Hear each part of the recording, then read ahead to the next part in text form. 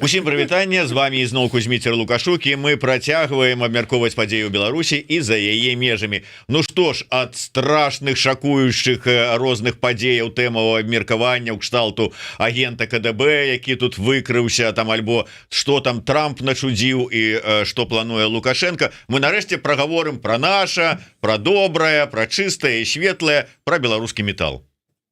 Прывітанне. Прывітанне. Такім чынам, у нас у гасцях удзельнікі гурта «Дымна Лотва», Кацярына Манкевич. Прывітанне, Кацярына. Ну і адбылася невялікая замена. Мы чакалі Евгена Черкасова. Звычайна ён до нас прыходзіць, але рады таму, што змена складу, і такім чынам новага чалавека уводзім у медыа, робім медыа-інфлюенсерам.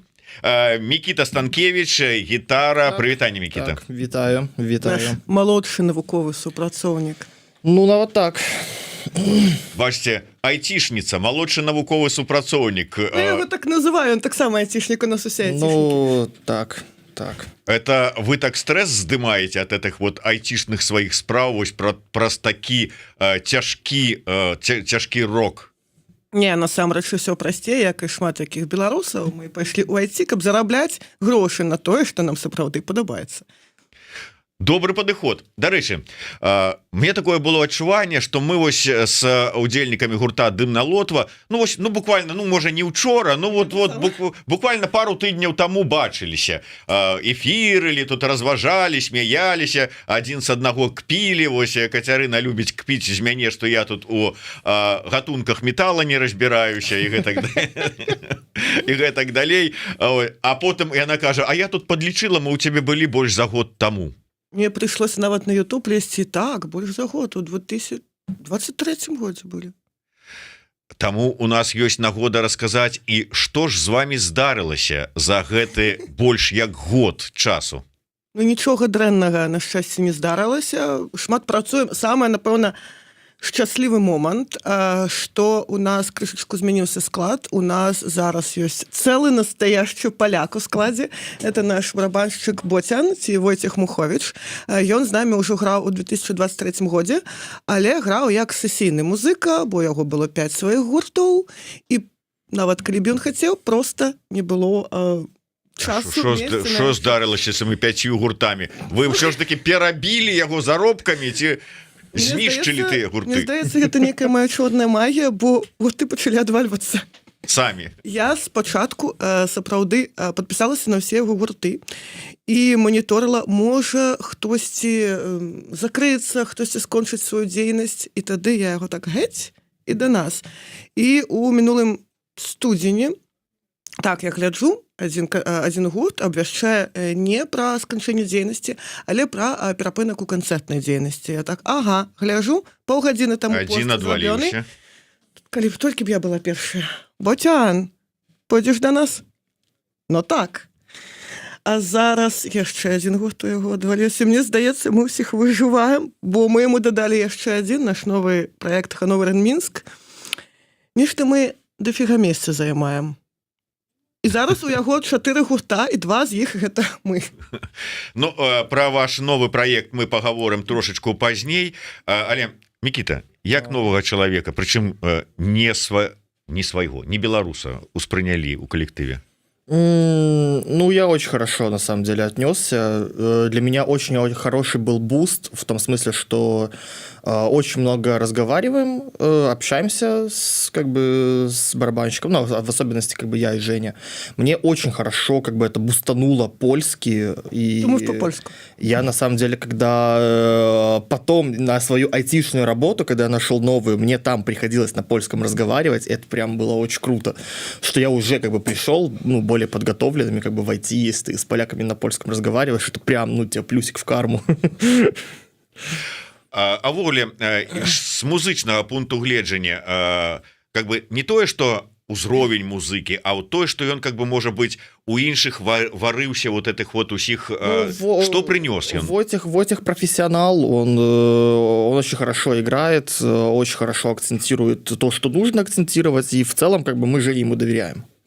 Ну я про тое, что вот ты ж працаваў з іншымі барабанщикамі там беларусамі і вот прыходзіць поляк, вот нейкае адрозніваецца, я не знаю, школа, подача, ну, тут такая штука, что типа сейчас нету в таком прям прямом понимании, сейчас нету школ. И вот люди говорят, там, школа такая, они действительно существовали там, когда не было интернета, грубо говоря, как появилась там, не знаю, шведская школа дезметалла. Почему шведская, как, типа, а почему они отличаются? Грубо говоря, у людей нет интернета, и если ты музыкант, и ты хочешь, там, не знаю, начать играть такую вот музыку, то ты пойдешь к доступным людям, которые могут тебя этому научить. Они научатся тому, что знают сами, и все это происходит на какой-то конкретной территории. У тебя нету интернета, а если он и есть, то в нем ничего нет. Поэтому ранее, там, в 90-х, еще, может, начало 2000-х, и до этого существовали там школы какие-то, и все очень отличалось. Сейчас прям такой сильной разницы нету. Если ты возьмешь и послушаешь альбом из Швеции или альбом из Норвегии, то если это будет альбом 2024 там, года, то он не будет сильно отличаться. Это будет, как бы, если это black metal, это будет black metal. Я гляжу, у нас тут сярод гледачоў і каментатараў ужо з'явіўся нават Леслі Кнайф. Леслі, пытанні задавай, што ты там пішаш, рэспект і гэтак далей. Дарэчы, якую лёсавызначальную ролю адыграў Леслі у вашем гурте? Ну, я б не казала, что лёсавызначальную. Ну, я жартую. Хотя, конечно, калі я пачула, у якім годзе, можа, 2003 год Ставр, яшчэ нават не ведала, што гэта беларускі год, конечно, вось гэты спецыфічны гітарны гук, які гучыць як дуда, гэта... Мне здаецца, што вось якраз такі яны вызначылі крышачку нават гучання беларускага блэка, хаця яны не гралі блэк, але можа быць звязана якраз такі з дзейнасцю гудставра тое, што ў нас традыцыйна у беларускім блэке дафіга якіхсь фолкавых пахаў, я б сказала. Леслі піша, не адыграў я яны ўсё самі. Ну от бачыш, Кацярына кажа, што ўсё ж такі у пэўным сэнсе адыграў. Вогуле для сцэны, канешне, адыграў. Не толькі для нас. Безумоўна. А так, дарэчы, адыграў, што... Я б могла б шмат чаго добрага цэне сказаць пра нашых дарагіх беларускіх журналістаў, але мы на той момант, калі нас выйшаў апошні альбом, ні разу не былі, не гралі ў Італіі. У нас было 3 рэцэнзіі на наш астатні альбом з Італіі, і толькі адна ад беларусаў. Адна. І гэта была рэцэнзія ад самога Леслі, які сам, дарэчы, удзельнічаў у запісу. Вось так цікава. Вот так вот, не цэняць самі свайго. Но, слухайте, колькі разоў вы у нас у эфіры былі? 3 гэта які, напэўна. Это можна лічыць рэцэнзіяй ці не?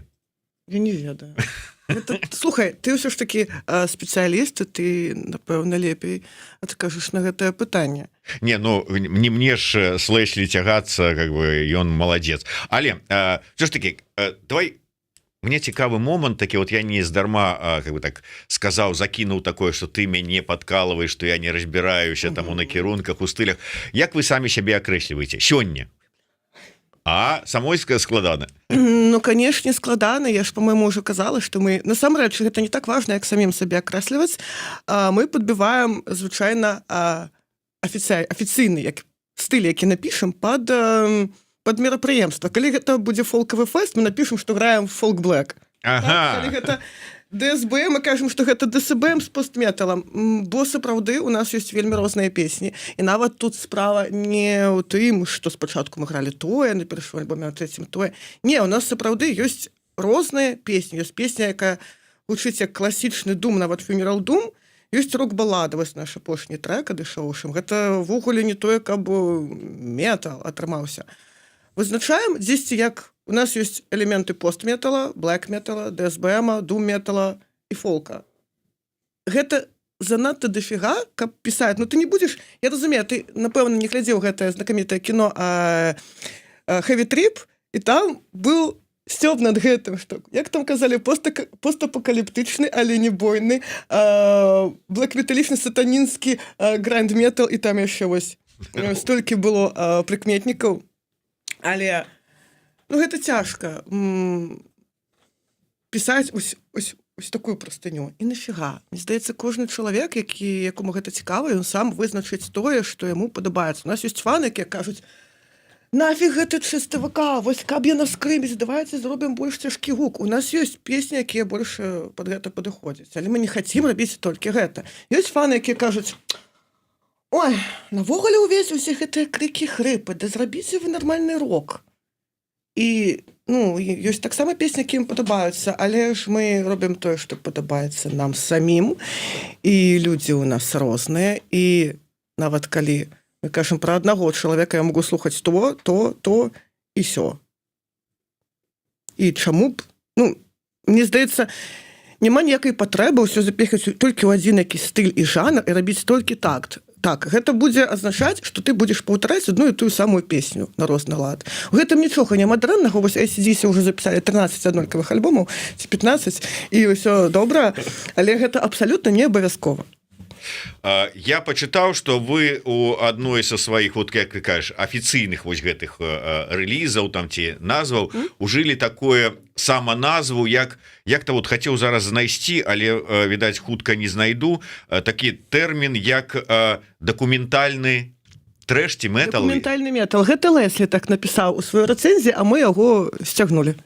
Ну, раз сцягнулі, значыцца, гэта адпавядае вам. У чым ваша дакументалістыка? У лірыцы, бо мы на нашых альбомах шмат юзалі сапраўдная гісторыя. Напрыклад, наш другі альбом «Палын».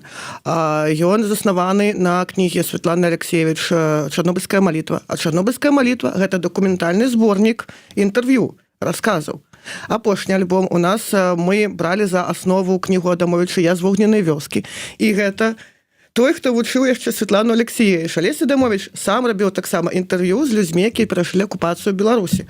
І гэта таксама, гэта па факце дакументалістыка.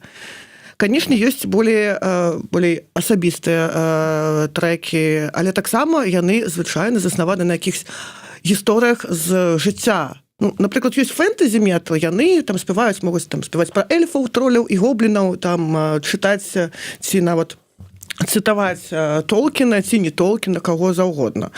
Гэта не можа быць дакументальным, бо гэта фэнтэзі, гэта як літаратура. А тут мы больш у лірыцы заснаваныя на гісторыі ці дакументалістыкі, ўсё.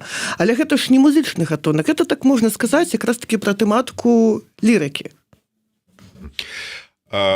Добра, давайте больш канкрэтна да апошніх вашых творчых здзяйсненняў. І я пачну, можа быць, з такой апошняй навіны з вашай суполкі, хаця вы потым ты мне прызналася, што гэта не такая ўжо і навіна, толькі зараз яе выклалі. Навіна для людзей, так. Breaking news. Мы подписали контракт с Booking агенцыяй. Тада написал. І ўсе такія молодцы, ура! Клёва. А што гэта? Ну, гэта букінг-агенцыя Redbook Promotion. Якраз такі гэта вельмі зараз на час падышло, бо мы ўжо просто не можам то агарнуць. Мы ўжо не вывозім самі, бо калі у нас у мінулым годзе было прыкладна 22 ці 25, штосьці так, 24 канцэрты, і мы сваім букінгам займаліся самі. Ток, як гэта? Калі ці мы самі арганізоўваем канцэрт, ці мы бачым, ёсць такі фестываль, мы хацім там зайграць, мы самі звязваемся з арганізатарамі, і можа мы з імі дамовімся. Звычайна не, але пра гэта потым. Ці нам пішуць оргі, і мы дамаўляемся на цэннік, на то, як даехаць, дзе паспаць, колькі граюць. Усе гэтыя падрабязнасці, апарат, хто што прывозіць, што яны ставяць на месцы, што мы будзем піць і есці. Ёсць у нас вегетарыянцы, дарэчы, няма. А не, у нас кіроўца вегетарыянка. І усе гэтыя падрабязнасці, з усім гэтым трэба займацца, усё запісаць, пра ўсё дамовіцца. А ў гэтым годзе ўжо у нас вот толькі пачаўся, мы ўжо адыгралі 11 канцэртаў. За гэтыя 1,5 месяца. Так. І у нас увогуле на палову года у нас анансавана 25, па-моему, канцэртаў ужо.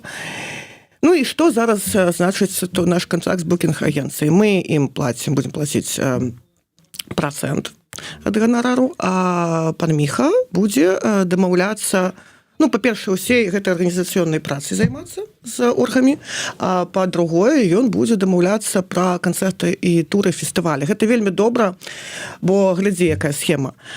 На нармалёвыя фестывалі звычайна, ну, як бы, нават не чалавек з вуліцы, а проста гурт з вуліцы трапіць не можа ніяк і ніколі. Я не кажу пра маленькія там.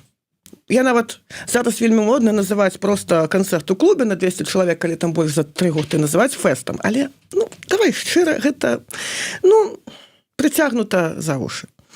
Калі мы кажам пра сярэднія хаця б фестывалі, то яны працуюць толькі і выключна з букінг-агенцыямі. Адзіны маленькі шанец туды трапіць, гэта асабістае знаёмства, якісь асабістыя сувязі. Вось мы за асабістага знаёмства адной нашай калегі і якая таксама была ў нас на канцэрце з оргамі Darkester Metal Meeting, так мы трапілі на Darkester у мінулым годзе, але ўвогуле гэта вялікі фестываль, куды проста так трапіць не можна. Ты можаш знайсці іх кантакты, іх мэйл, ты можаш рассылаць сотні мэйлаў, і мы звычайна так і рабілі заўсёды, і табе ніхто ніколі не адказвае. Гэта вельмі рэдкае выключэнне, калі табе хаця б хтосьці вытраціць з таго боку хвілінку, каб табе напісаць «не». Звычайна проста ніхто не адказвае. На якісь малыя фестывалі так можна трапіць, асабліва калі крышачку падэмпінгаваць сцэнамі і прапанаваць вельмі, калі запрасіць вельмі мала, а пры гэтым можа быць хоць крышачку вядомым. Ёсць такі шанец, але гэта такая гульня, як у тэніс граць са сценкай. Добра, давайте тады пра фэсты мінулага года. Што адметна, колькі іх было і чым можна пахваліцца?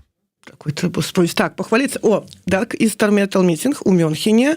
Мы там гралі на 3-й сцэне, такой самай маленькай, але чым можна пахваліцца, я гатовая хваліцца, бо, калі ты ведаеш, ёсць часопіс Metal Hammer, гэта франшыза па розным краінам, і галоўным лічыцца дзеляць. Хто галоўны там? Гэта брытанскі, і зараз самы вялікі, самы вядомы, гэта нямецкі Metal Hammer, і вось у апошнім нумары года там яны звычайна робяць такую рубрыку, каб кожны з рэдакцыі напісаў свой асабісты рэйтынг альбому года і канцэртаў года. І вось адной пані з рэдакцыі мы былі, наш выступ на Darkester быў на першым месцы як лепшы канцэрт года. Вау. Гэта проста галоўны метал-часопіс свету, і там ты бачыш сабе на першым месцы свой выступ. Я ўж нават купіла, замовіла, у рамачку, напэўна, павешу. Але фэст быў сапраўды цудоўны. І вось новы праект мы заснавалі крышачку з бадуна пасля гэтага фэсту. Бо мы на другі дзень там сустрэлі барменшу беларуску, тому што першы дзень мы граем, і у нас алкаголь з бэкстейджа бярэм, бо мы граем. А на другі дзень не, трэба самому купляць. Але тут мы сустрэлі беларуску, і яна нам стала наліваць па кошце, як для каманды, як для оргаў. І вось так нарадзіўся новы праект потым з бадунца. Слухай, навошта новы праект? У вас паспяховая каманда, такая развіваецца, раскручваецца, новыя магчымасці. Навошта новы праект? А чаму не? А чаму навошта? Ён іншы па гітарнаму строю, па гучанню, нават па мове, бо там гэта англамоўны праект. Ён іншы па стылю, па тэматыцы, гэта некі недакументальны метад, гэта такі штосьці паміж ДСБ і рок-н-ролам, я нават не ведаю, як гэта назваць, мы самі ўжо не зразумелі, што ў нас атрымалася, гэта больш такая эмацыйная, мы з хлопцамі жартуем, што поп-музыка нейкая. Поп-музыка ў жанр ДСБ. Хто ведае што, але прикольна, просто прикольна, і ведаеш нават так, ён нас болей лёгкія да яго адносіны. То есть для нас «Дым на Лотва» гэта сур'ёзны праект. Гэта пра Беларусь, пра гісторыю Беларусі, пра ўсе гэтыя пакуты. Ханавода Мінск, там таксама ёсць песні пра пакуты, калі ты ўчора бухаў. Але можна крышачку і расслабіцца хаця б на момант, бо вось мы же, як кожны чалавек, у розныя нават не этапы свайго жыцця, а ў розныя этапы свайго тыдня можа быць розным. І мне не хочацца застраваць нам увогуле у гэтых. Некаторыя фаны думаюць, што вось ты граеш такую музыку, у цябе такі імідж, і ты толькі такі, ты заўсёды толькі такі, і нават ты не маеш права быць іншым. Напрыклад, ты граеш ДСБМ, ты не маеш права там павесяліцца з сябрамі, ты ж граеш ДСБМ, ты павінен сабе забіць, каб было тру. Ось пры гэтым ДСБМшчыкі, напэўна, самыя весёлыя музыкі, якіх я бачыла, і якраз такі афтэпаці пасля ДСБМ канцэртаў былі самымі крэйзі, абсалютна. Ну тут я как бы нават спрачацца не буду, але скажи мне, гітарыст, вот табе які вот в прынцыпе працуе ў гэтым стылі, які табе падабаецца, маю на увазе дымну лоту, і тут табе прапаноўваюць что-то такое вот попсу нейкую там заиграть. Ему не пропановали, его поставили. Ну, как бы, да. В целом, у меня тоже, я слушаю огромное количество разной музыки, в том числе и не металл. Иногда, поэтому мне просто, я буду играть то, что мне интересно, и вот это мне интересно играть. Слушайте, вот у нас сегодня просто вот день вот таких прызнанняў. То спачатку былы агент КДБ, які прызнаваўся, зараз вось можна сказаць, металліст прызнаецца, што он слухае яшчэ і попсу. Ну, у нас, кстати, мы когда называются попсой. Не, погоди. Мы когда ездили в тур в Nightliner, у нас было правило no metal music in Nightliner. No metal in the bus. Да, никакого металла. То есть все, ты выгружаешься, идешь, там играешь концерт, все, а в автобусе поп-музыка. Мы наш трамит пьяный спевал Это Мадонну. типа не шутка, это так реально и было. І що ви включали? Мадонну? Ну, вось наш трамит пьяный спевал Мадонну и танчил. Что там еще, хлопцы? Ой, там много чего. Шмат чего. Ну, Джонни Кэш, там якісь... Старый рок-н-ролл, да, старый там Элвис Пресли, это святое. Але я глядела, як хлопцы Леди Гагу, по-моему, тоже не включали. молодые, там, добра за 40 под 50 блэк-металісты, які не задорно танчаць под тую ж Мадонну. Я так... Притом я сама не фан Мадонны, але мне больше якась там... Окей, Лана Дель Рей падабаецца. Але так прикольно, весело. Калі ты цэлы дзень у клубе, у себе спачатку саундчек, ты збіраеш сцэну, потым некалькі гадзін саундчекі, потым яшчэ на 5 гадзін гэты канцэрт, потым ты зноў загружаеш 2,5 тонны абсталявання. Ну і што, які метал? Ну, насамрэч, у душе-то яны все вот Леди Гаги, а не вот это вот все. Слухай, ты бачыў новый кліп Леди Гаги, офигенно ж. Я, кстати, не видел еще. А ты погляди. И я не бачу. Ты бачыў, што яна абвясціла выхад новага альбома, і новый альбом называется «Mayhem». Да-да-да. У нас вот уже такие connection people, connection black metal, классичный Mayhem от black metal, і зараз будзе Mayhem от Леди Гаги. Так. До того ж, алло, Леди Гага, яна з Металлікай выступала. Яны адзін аднаго любяць. Я, правда, не люблю Металліку, але это ўжо... Ну все, зразумела, что чым будзе займацца Мікіта замест того, каб вот разучваць парты этого жу-жу-жу. Калі вы з Войтихом у хостела напіліся віскі і танчылі под Леди Гагу. Это был какой-то небольшой Лесничувка. концерт. Да, кстати, наверное, Лесничувка. А почему бы и нет? Можем себе это позволить. Добра, про один фест рассказали. Что яшчэ было цікавага? Яшчэ мы гралі на професі-фесце, я уже, можа, да гэтага дзесьці упамінала, гэта фэст у самай вялікай пячоры Еўропы на некалькі тысяч чалавек. Мы да гэтага там ужо гралі, але у 24 мы гралі на галоўнай сцэне. Тада гэта офігенна, ну гэта да халера людзей, гэта офігенная, напэўна, лепшая сцэна, на якой мы гралі. На вялікая, там нават на сцэне у цябе ёсць маніторынг інжынер, які не там, а яшчэ тут свае гукачы. І яшчэ быў Sinister Fist, гэта сам па сабе не такі вялікі фэст, можа на 1000 чалавек, але ён жанравы, ён у нашым жанры, ён болей па ДСБМу, і там збіраюцца, ну, вось, як бы, самыя вядомыя гурты, самыя вядомыя людзі ў жанры. Там я пазнаёмілася з самім Кімом Карлсоном, гэта адзін з самых легендарных вакалістаў у нашым стылі. Потым мы з ім пацалаваліся, потым я сказала, што я тут увогуле са сваім хлопцам, таму яму прыйшлося пацалаваць Мікіту таксама, а потым мы напіліся і цалавалі сваіх фанатаў у лобікі. А учора ён даслаў нам гест-вакал свой для Хановер and Мінск. Ну вот, Владимир Кисляк, адказ на ваше пытанне. Служебны роман ёсць у калектыве, вот бачыце. Я не хацеў задаваць гэтае пытанне, хоць сам-то і ведаў, но как бы вот сама адказала. Не, у нас спачатку быў роман, а потым служебны. А потым служебны. Не, у нас увогуле Мікіта спачатку быў фанам. Потым мы пазнаёміліся, потым ён быў фотографам. Потым ён быў нашым тэхнікам сцэны. Потым ён стаў маім хлопцам. А ад тэхніка сцэны ён потым падняўся да гітарыста. У яго такая ідзе кар'ера, як у людзей у Макдаке, ад прыбіральшчыка да дырэктара. Да? Ён зараз на якім узроўні? Пакуль яшчэ не дырэктар, ну дзе-то вот за касай так.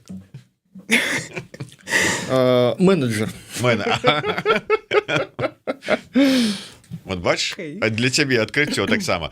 Добра, а раскажыце пра што новага напісалі. Вы тады апошні раз прыходзілі да мяне, хвасталіся вінілам.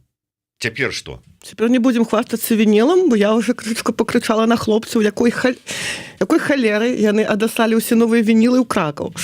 Бо у нас яшчэ 2 новых вініла старых альбомаў. А, это тое, што ты Выдадзены абяцала тыдзень таму. прынесці і не прынесла, да?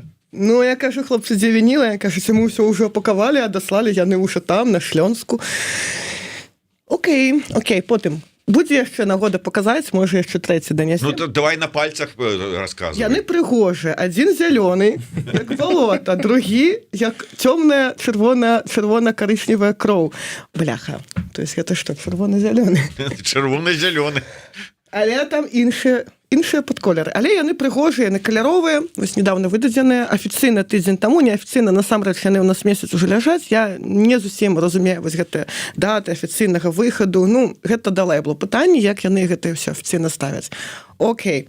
Але гэта перавыдадзеныя ранейшыя альбомы, так? Перавыдадзеныя, але на першых выданнях у нас былі толькі CD, у нас не было вінілаў. А зараз у нас диджипакі новыя і вось вінілы. Вінілы гэта прыемна. Нешта мне паціфона няма, але мне што падабаецца сам фармат. Я так трымаеш, прыгожа, можна падпісваць. Ну, это, ведаеш, кшталту таго, што папяровую газету ў рукі зараз узяць, да? Ну, крышечку не то. Папяровыя газеты гэта адразу там сялёдачку завярнуць, там туалет, а вініл гэта так, вау, гэта так прыгожа, як у кіно такое бачыў. Ну і ён просто вялікі, гэта не то, што сидзі там у кішэню паклаў, а ты так нясеш. І ўсе бачаць, што маю вешч, да? Дарэчы, пазаўчора упершыню ў жыцці купіла сабе вініл на канцэрце. У меня ёсць вінілы нашы і моих сяброў, якія мне дарылі.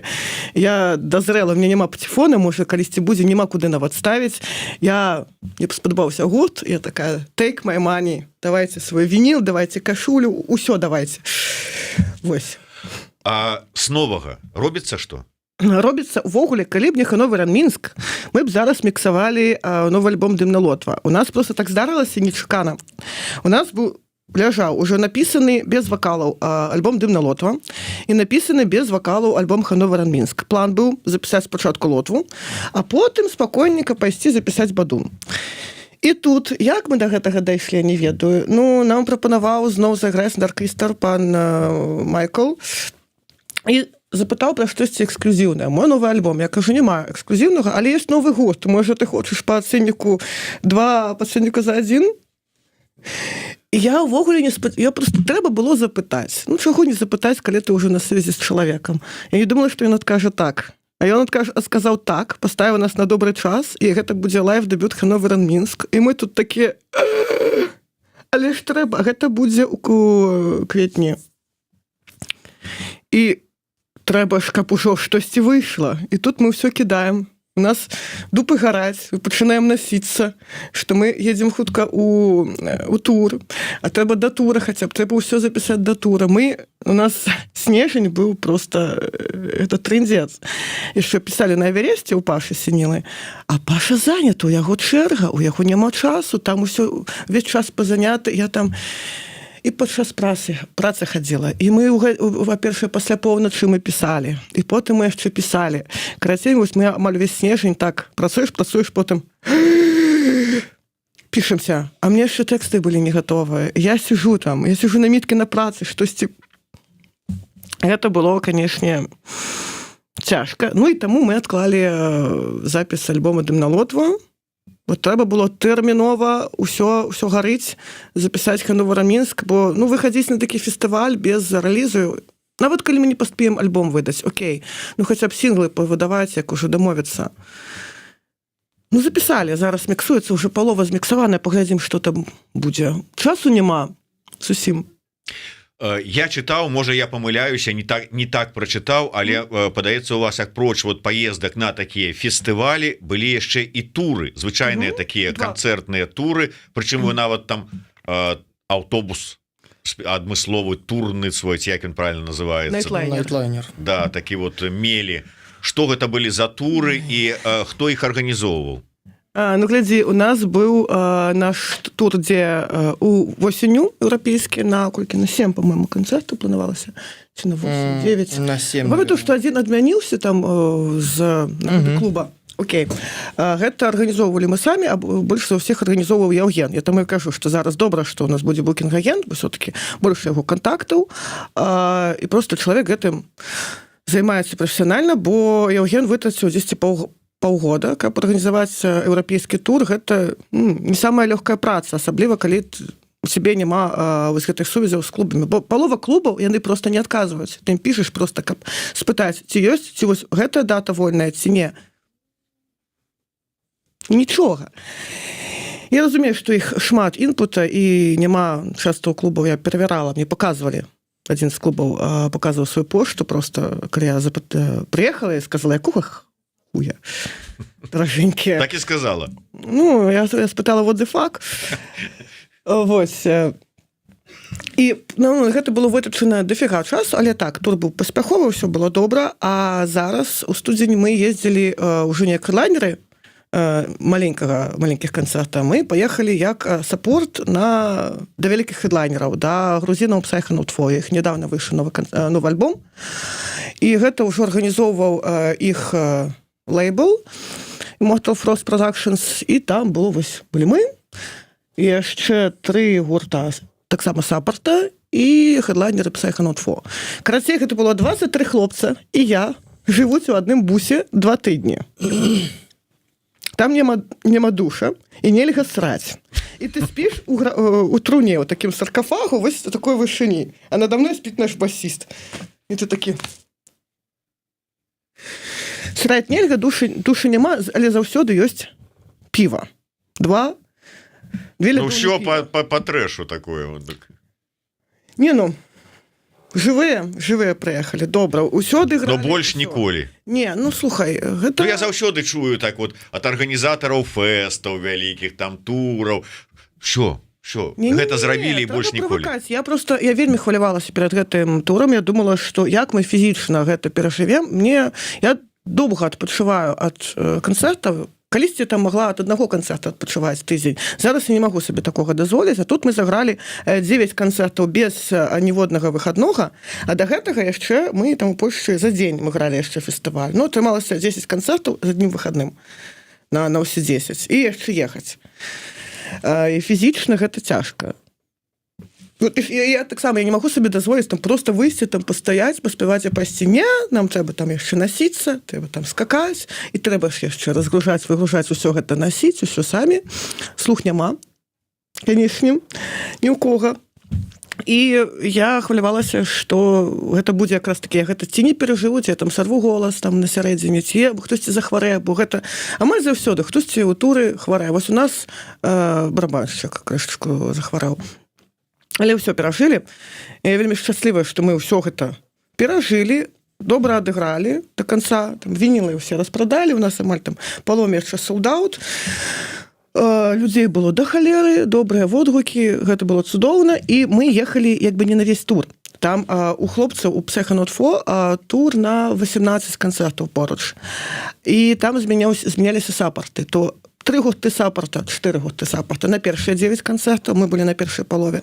Потым увесь гэты аўтобус змяняецца і едуць іншыя 4 гурты. Вось як хлопцы ад'ездзілі 18 канцэртаў. Гэта, канечне, да. Але я радая, што ў нас быў такі шанец паехаць у такі тур, але не на 20 дней, не на 18, а вот просто 9 канцэртаў по факту, калі там з дарогай туды і назад, гэта 2 тыдня мы патрацілі. Бо трэба ўсё ж такі па крышачку, наступніка, можа, будзе 15 канцэртаў, а не 9, можа 20, бо ты бачыў распісанне тура Extermination Dismemberment зараз па штатах, колькі іх там, 25 канцэртаў? Ці колькі? Дафіга. І адразу ці у кагосьці там, можа, ці ў іх я бачыла там на 40 канцэртаў тур. Гэта трэба, ведаеш, як са штангай. Па крышачку дадаваць. Окей, усі жывыя, усі здаровыя. Фух. Да, як все ж таки прайшоўшы праз гэта таксама праз туры, хаця бы ездзіўшы ў тур іншым не музычны, а літаратурны, так бы мовіць, па ЗША і Канадзе, калі там было 13 гарадоў за некалькі тыдняў, зразумею, што а тым больш што і душ быў і можна было О, лакшери. тое, чого вам не можна было. Не, ну, у нас душ, он как бы был, ну, как бы он не. просто он был не в автобусе, он был на венью. В клубах. Да. У клубах есть душ, и там черга. И Ну, там это вообще 20 Вообще человек. очень, очень прикольно, когда у тебя клуб, короче, там, ну вот у тебя сколько там у нас, 4 группы. 5 было.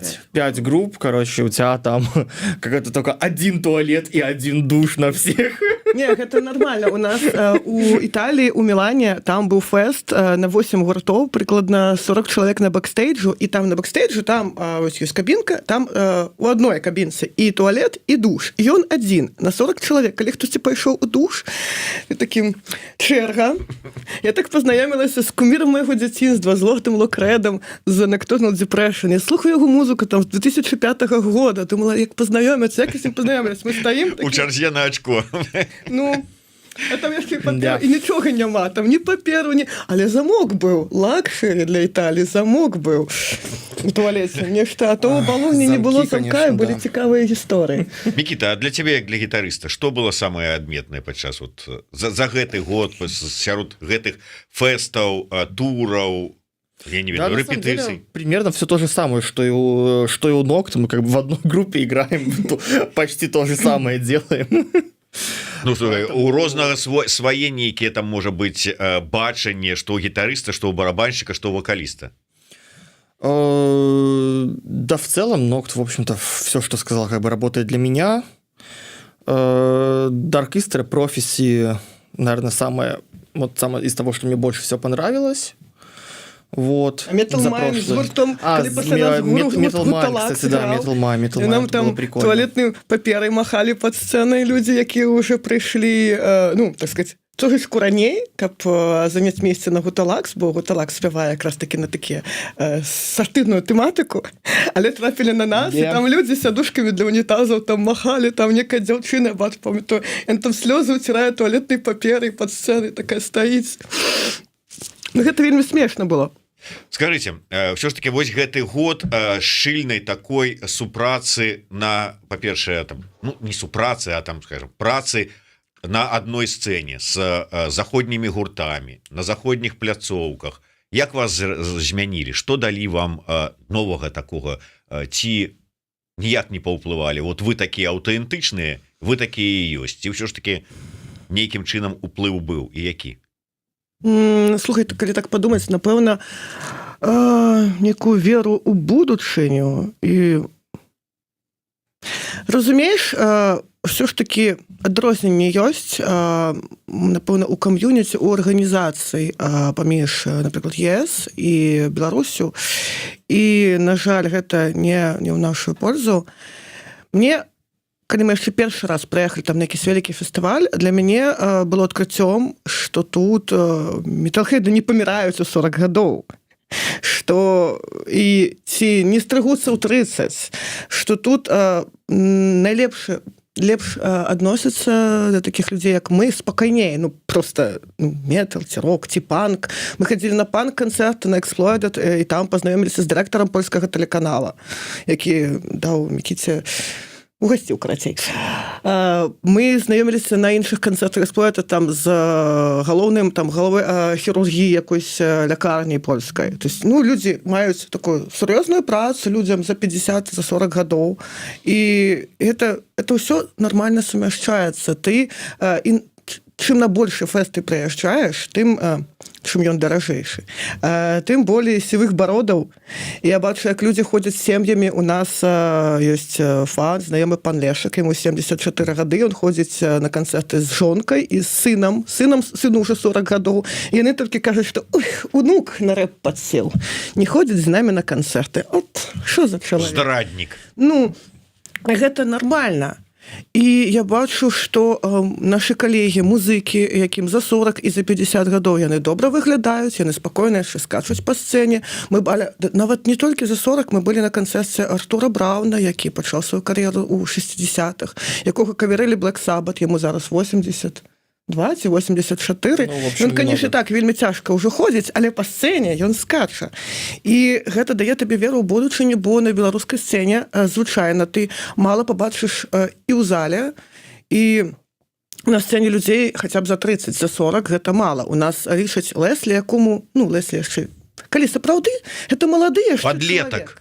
Ну, не падлетак, але, слухай, для Европы гэта малады мужчына, не стары, ну, там, сярэдняга веку, але ў нас лічацца ўжо дыназаўры. Вось, і калі ты глядзіш у Беларусі, кажуць, што там пасля 40 гэта ўжо дыназаўры, а мне 36. І думаеш, колькі мне засталося? 5 гадоў? Да, а дыназаўрывання. Тут мы прыходзім на фэст, і на професі фэст я сабе адчуваю, напэўна, там самы падлеткам, самы маладой, бо тут людзі так, якіх я слухала яшчэ ў школе, так ходзяць, мне там па плечу паб'юць, ці мы яшчэ пойдзем вып'ем. Ага. То есть гэта паказвае, што ёсць жыццё і пасля 40, і пасля 50, 60, 70.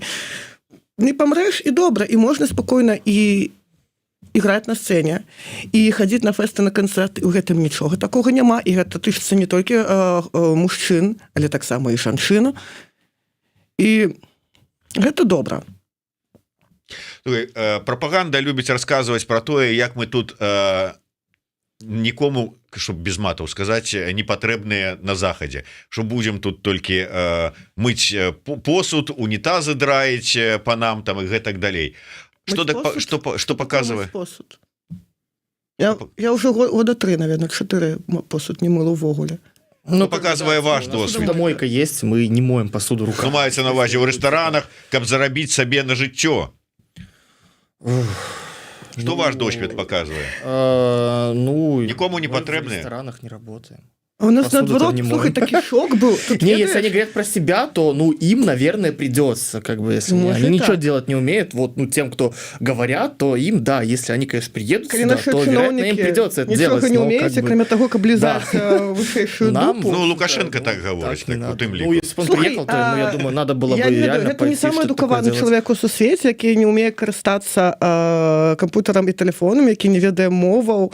Я не бачу ніякіх прычын увогуле неяк прыслухоўвацца да чалавека, які не ведае мову, не умее карыстацца інтэрнэтам і увогуле, ну, і не адукаваны. Ну, ты кожнага там, можа, там, кожнага бомжа будзеш слухаць, які там дзесьці ляжыцца. Ну, гэта прыкладны ўзровень адукацыі, ён жа дзесьці, ну, на тым же самым узроўні, калі шчыра. Я разумею, што там сваёй хітрасцю ці злобнасцю ён дабіўся вось гэтай пасады, яе ўтрымлівае. Але па факце, это чалавек, які кажа, што я усім працаваў у жыцці і ўсё умею. Слухай, напэўна, кожны з нас такое бачыў ад якіхся не вельмі адэкватных п'яных мужичкоў, якія там, я фотограф, я історик, а я Да-да-да, а еще киоск в 90-х держал. Ну, і што? А для мяне, наадварот, было яшчэ ў пазамінулым годзе, які мы паехалі ў міні-тур, і арганізоўвалі нашы калегі, і ў кожным горадзе шукалі яшчэ месны гурт на саппорт, на разагрэў, і для мяне было шокам, што, прыкіньце, у Еўропе плацяць нават, трэба плаціць нават разагрэву за канцэрт, бо калі шчыра, у Беларусі нам за канцэрты, хоць якісь там ганарар, па-моему, плацілі 2 разы за ўсё жыццё. Это, по-моему, был таболич. Не, один или два, один с майками, один раз гроши, правда. Але, может, 3. Ну, карацей, а тут ты нават у Беларусі табе кажуць, што ты павінен быць шчаслівым, што табе далі магчымасць уволі выйти на сцэну. Я не кажу, што мы тут, колькі зарабляем, бо трачаем мы да халеры. Каб даехаць на фэст, ну, на запіс, на інструменты, на ўсё, гэта да халеры грошы.